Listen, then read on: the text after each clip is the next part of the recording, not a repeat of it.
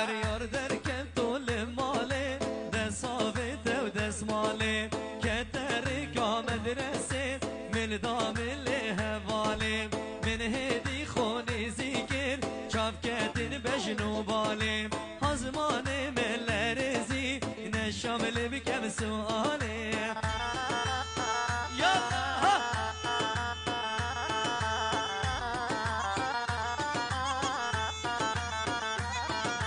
یار درکه طول ماله دست آبده دست ماله که درگاه مدرسه من دامل هواله من هدی خونی زیگر چاپ کتن بجنو باله هزمان ملرزی نشامل بکم سواله